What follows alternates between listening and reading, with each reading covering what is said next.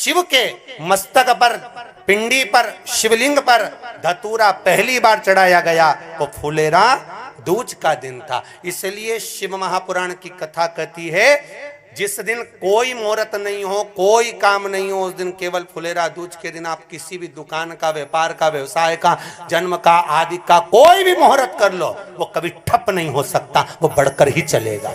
सारी जिंदगी के कांटे निकल जाते हैं, सारी जिंदगी के कांटे समाप्त हो जाते हैं फुलेरा दूज।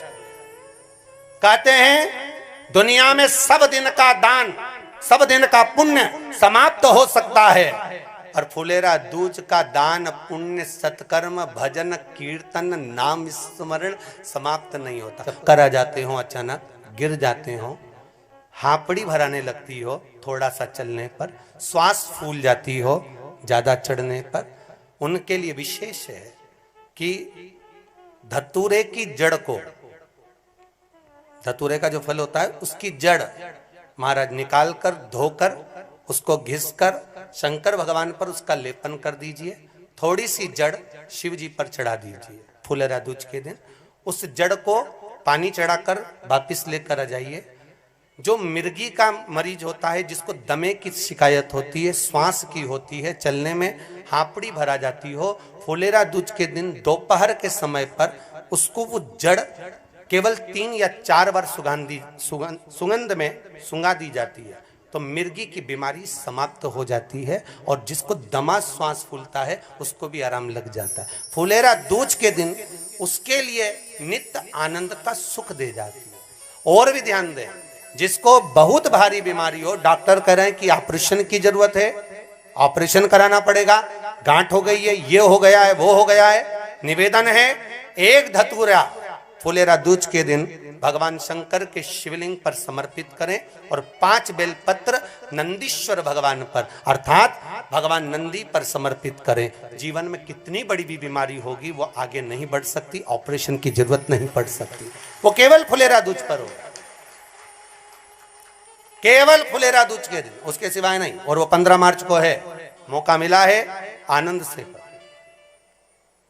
धतूरा होता है विषैला। कैसा होता है? विषैला, बहुत विष होता है धतूरे के अंदर। पर महाराज भगवान शिव को वो समर्पित किया जाता है जैसे पार्वती जी को लगा, जब कोई साथ नहीं दे रहा, पार्वती जी को लगा जब कहीं से सुख का अनुभव नहीं हो रहा, आनंद का अनुभव नहीं हो रहा, पार्वती जी ले गई धतूरा, पार्वती मैया ले गई उस बेलपत्र को शिव को। और प्रयास करना, अगर दुख है तो एक धतूरा समर्पित कर कर 1 लोटा पानी अवश्य समर्पित कर। उनके लिए भी कहूंगा जिनको शरीर में दाद हो जाती है, खाज हो जाती है, या खुजलियों का क्रम हो जाता है, उनके लिए भी महाराज धतूरे का पानी, धतूरा 1 लोटे में डाल दो, पानी रख दो उसमें, उसके अंदर थोड़ा सा चंदन डालकर वो पानी शिव जी को समर्पित कर दो।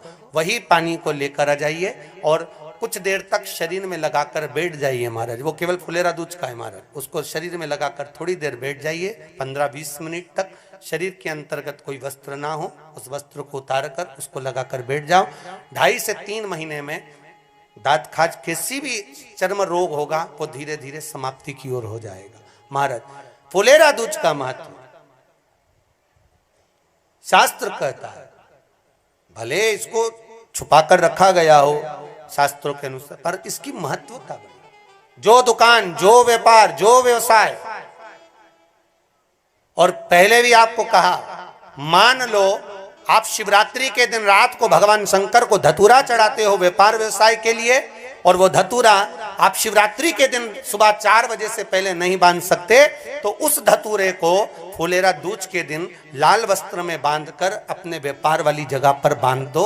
जीवन में कभी व्यापार नीचे नहीं जाएगा, बढ़ता ही चला जाएगा। और उनके लिए भी निवेदन करूंगा जिनके यहाँ कर्जा बहुत है, बहुत कर्जा है, चूक ही नहीं रहा, पैसा ही नहीं रहा, व्यापार चले तो कर्जा चूके, उनके लिए भी निवेदन करूंगा। एक धतूरा बेलपत्री के पेड़ के नीचे शिवलिंग का निर्माण कर कर फुलेरा दूज के दिन उस धतूरे को अपनी कामना कर कर हल्दी में भिंगोकर उसको भगवान शंकर को समर्पित कर दीजिए अपनी कामना कर कर। उसी हल्दी की 1 बिंदी अपने साथ में रुमाल में लगाकर अपने व्यापार व्यवसाय की जगह पर लेकर जाइए। कर्जा धीरे धीरे धीरे धीरे जब चूकेगा, जब लक्ष्मी आएगी, तो लक्ष्मी की वृद्धि भी वो करता महाराज। ये फुलेरा दूज के उपाय। जिस दिन मां जगतजननी जगदम्बा अंबा स्वयं भगवान शंकर को मौन होकर देख कर विलापित होती हैं, नैनों से नीर बहता, शिव को हुआ क्या, शंकर को क्या हुआ है, योगरदानी को हुआ क्या।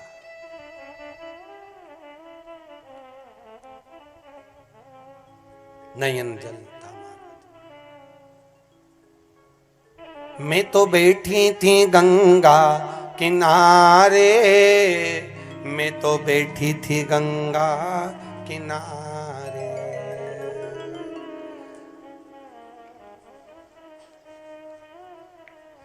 ऐसा धक्का दिया ओ भोलेनाथ, दिल तुझको दिया ओ भोले।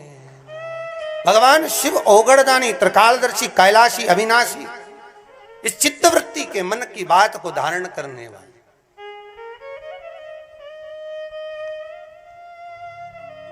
जिन लड़का और लड़की का विवाह नहीं हो रहा है, महाराज विवाह के लिए बहुत परेशान हो गए, उनके लिए भी 5 बेलपत्र, 1 धतूरा, 5 शमी पत्र अशोक सुंदरी वाले स्थान पर, चाहे मंगल हो, चाहे राहु हो, चाहे केतु हो, सारे ग्रह भले अनुकूल है नहीं है, प्रतिकूल है नहीं है, वो अपने अनुसार उसको लेकर शमी पत्र, बेलपत्र और धतूरा हाथ की हथेली में रखकर, जिसका मंगल विवाह नहीं हो रहा, बहुत कष्टप्रद है, हाथ में रखकर अशोक सुंदरी, अशोक सुंदरी का स्थान सबको मालूम है ना, भगवान शंकर की जलाधारी पर शिवलिंग, पार्वती जी का हस्त कमल, जहां से चरण जल नीचे जाता है, राइट भाग गणेश जी का स्थान, लेफ्ट भाग कार्तिकेय का स्थान, जलाशय में से, जलाधारी में से जो जल नीचे गिरता है बूंद बूंद, वो शंकर भगवान की 5 लड़कियां, जया, विषहरा, शामरीवारी, दोतली और देव। शंकर जी की 1 लड़की और अशोक सुंदरी 6 नंबर की, उसका स्थान, इन पानी जो जाता है उसके बीच में जो मोटी सी लाइन होती है, उस मोटी सी लाइन पर जो स्थान है वो अशोक सुंदरी का स्थान है। किसका स्थान है? अशोक सुंदरी। शंकर भगवान का संपूर्ण परिवार, जलाधारी माता पार्वती जी का हस्तकमल, चरण, राइट में गणेश जी, लेफ्ट में कार्तिकेय जी, बीच में अशोक सुंदरी, और ऊपर से जो 1-1 बूंद पानी गिरा रहा है वो है शंकर भगवान की 5 लड़कियां, जया, विषहरा, शामरीवारी, दोतली और देव। शिव की 5, तो जिनका विवाह नहीं हो रहा, अशोक सुंदरी वाली जगह पर हाथ में लेकर वो धतूरे के साथ शमी पत्र, बेलपत्र समर्पित करें और बाबा से निवेदन करें, बाबा आपकी कामना पूर्ण, फुलेरा दूज करें। अशोक सुंदरी पर जो धतूरा चढ़ता है, वैसे तो अशोक सुंदरी पर धतूरा बहुत कम चढ़ता है, केवल एक फुलेरा दूज का दिन ही ऐसा होता है जिस दिन अशोक सुंदरी वाली जगह पर धतूरा चढ़ता है, अशोक सुंदरी वाली जगह।